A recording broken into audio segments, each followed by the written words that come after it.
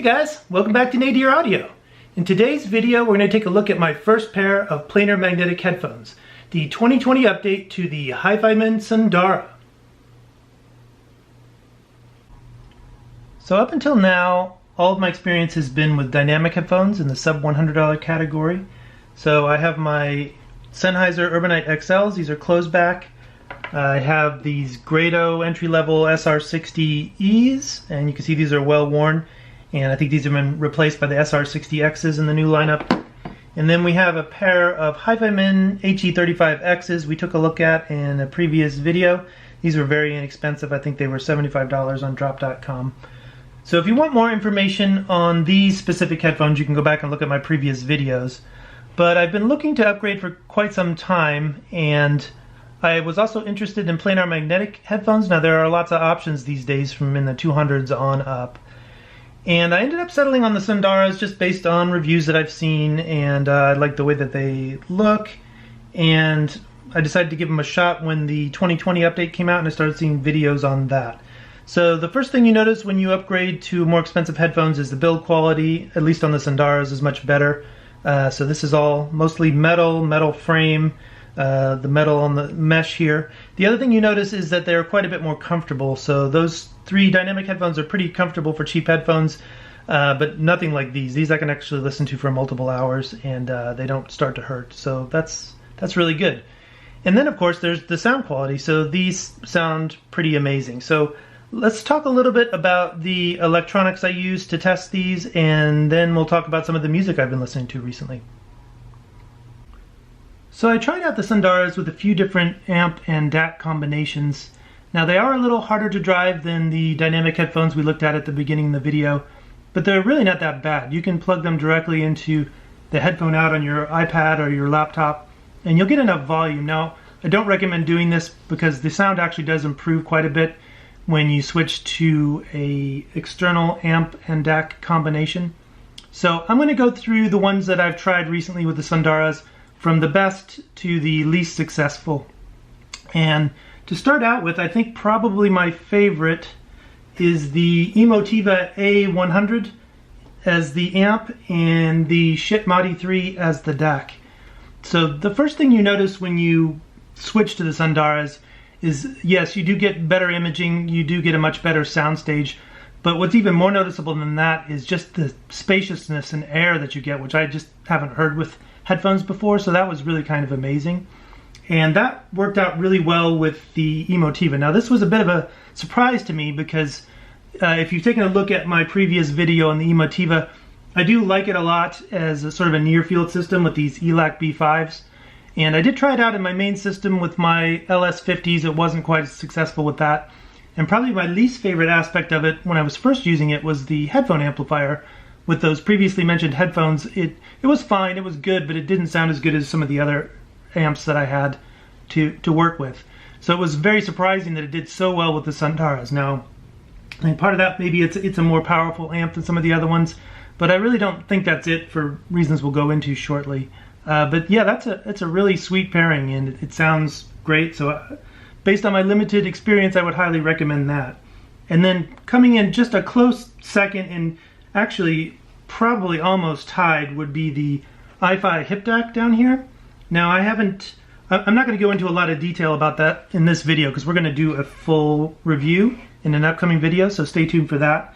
But I did really like it with the Sundaras. It sounded great, and it got all of that, the detail and the soundstage, the imaging, the spaciousness that the Emotiva did. But one added thing is actually it gave a little bit more warmth in the mid-range, which I really liked as well. So the one place where it didn't work as well as the Emotiva and the Madi together is that it is a much less powerful amplifier.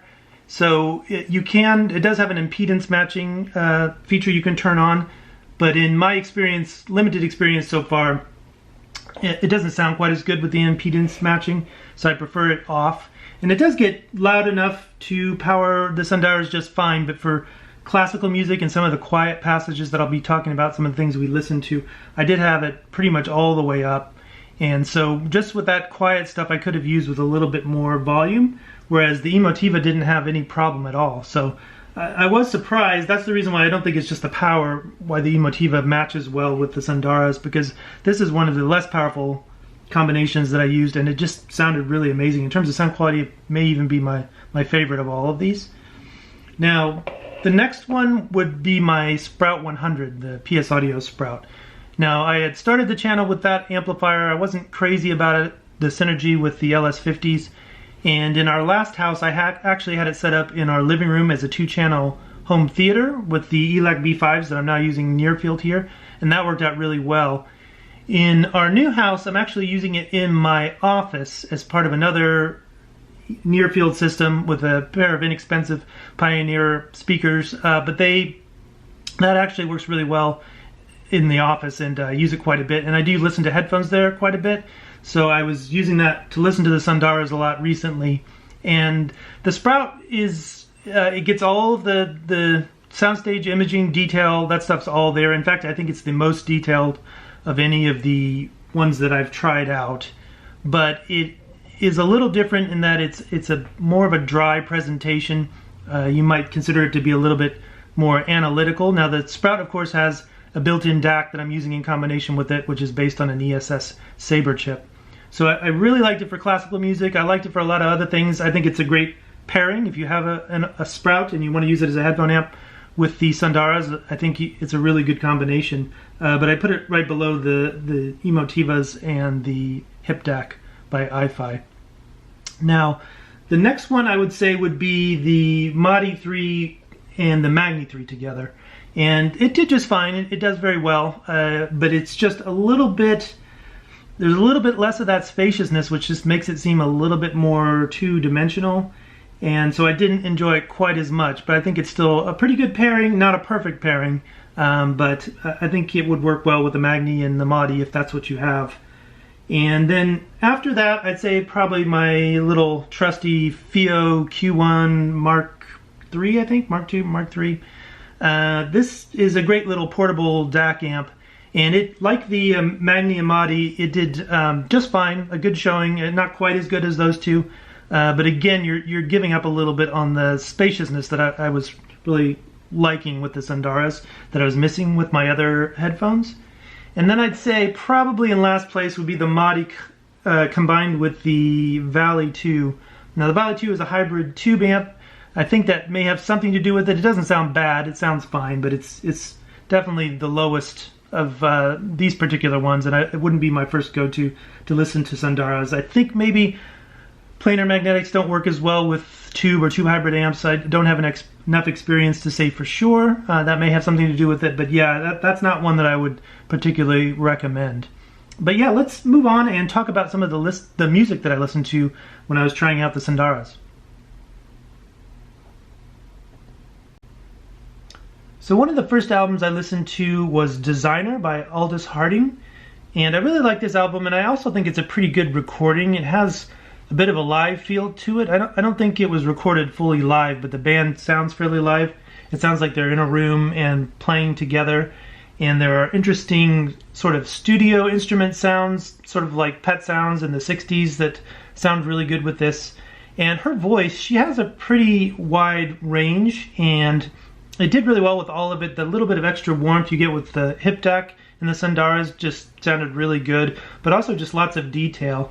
I really like this album. If you haven't checked it out, you might want to check it out on Bandcamp. I listened to a lot of jazz. One of the standouts was the 16 Men of Tain by Alan Holdsworth. Now, I sometimes struggle with this album on headphones. I'd say the recording is a little bit over-compressed. There's a little bit of harshness here and there. But it's generally a good recording, and it sounded a lot better than I've ever heard it on headphones with the Sundara. It just sounded, of course you get that spaciousness again, that room sound, but the instruments just had a weight to them and sounded a bit more real, especially the drums and the acoustic bass really stood out against Alan's guitar work. Yeah, it sounded really great, and I haven't heard that in a while, and I really enjoyed it.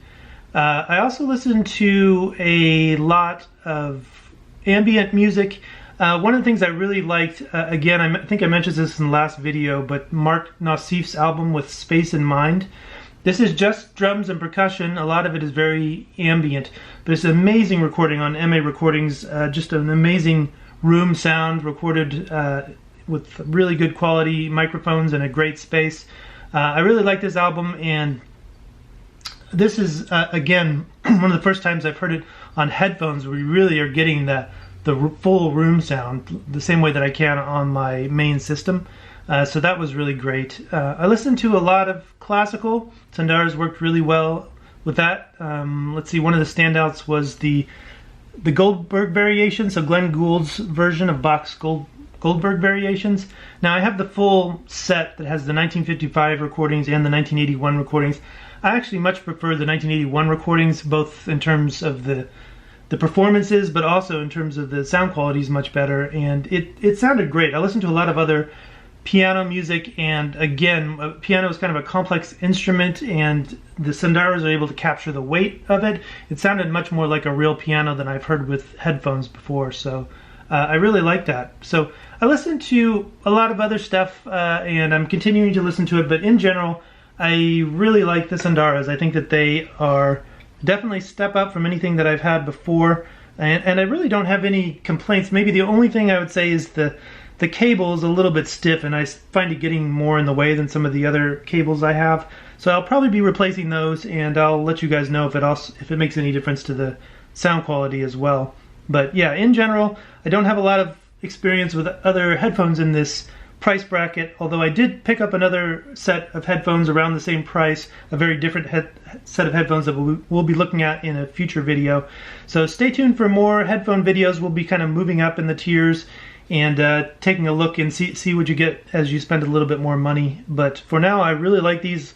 I listen to them every day, and I really probably won't be going back to any of my old headphones anytime soon, because these just sort of beat them in every category. So yeah, that's it for this time, guys. But thanks for watching. I'll see you all in the next video.